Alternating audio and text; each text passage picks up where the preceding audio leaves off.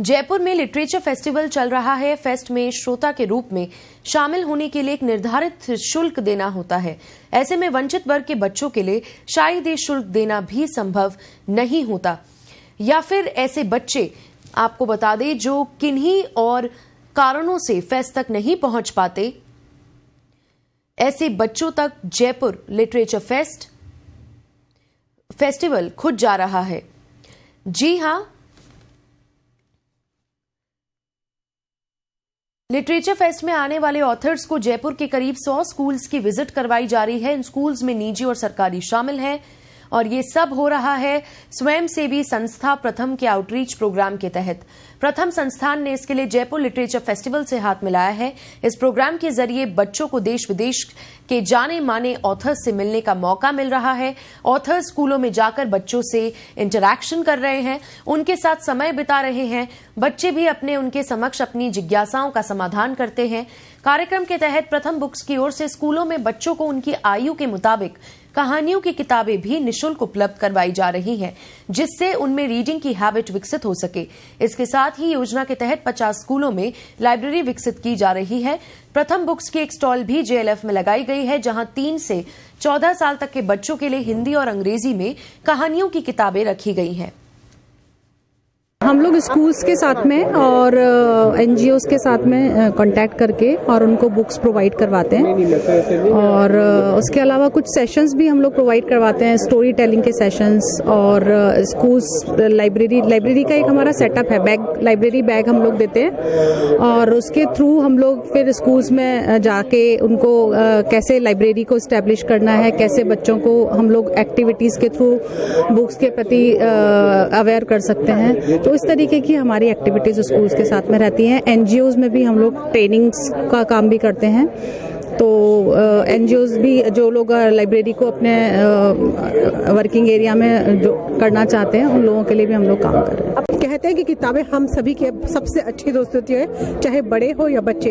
अगर किताबों को पढ़ने का शौक है तो उससे अच्छा बेहतर कुछ भी नहीं हो सकता। लेकिन बच्चों में रीडिंग हैबिट्स लगातार कम होती जा रही है, और इस रीडिंग हैबिट को विकसित करने के लिए प्रथम बुक्स ने जेएलएफ के साथ मिलकर एक नया इनोवेशन किया है।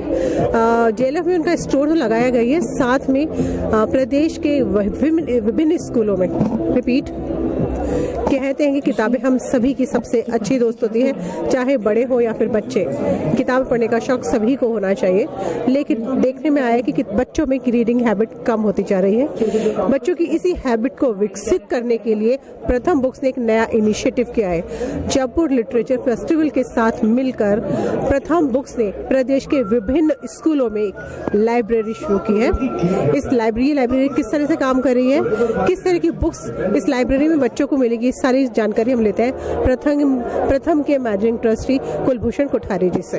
सर, प्रथम बुक्स किस तरह से काम कर रहे हैं उसके बारे में। प्रथम बुक्स का मुख्य उद्देश्य ये रहा है कि जब बच्चे पढ़ना सीख जाते हैं तो उनको रुचिकर और अच्छी तरह से छपी हुई चित्रों के साथ पुस्तकें मिलना बहुत आवश्यक है। इसी उद्देश्य से प्रथम बुक्स की स्थापना की गई थी, और आज ये प्रथम बुक्स का जो संस्थान है वो करीब 12 भारतीय भाषाओं के अंदर विभिन्न किस्म की किताबें छाप रहा है, और वो मिलियंस ऑफ बुक्स सर्कुलेशन में बच्चों तक पहुंच रही है, लाइब्रेरी के माध्यम से पहुंच रही है, इंडिविजुअल परिवार के बच्चों के साथ किताबों का पहुंच बन रही है। और अब कुछ जगह तो ये लाइब्रेरी के अंदर प्रथम बुक्स की इतनी डिमांड है कि हम लोगों को जो डिस्ट्रीब्यूशन सिस्टम है उसको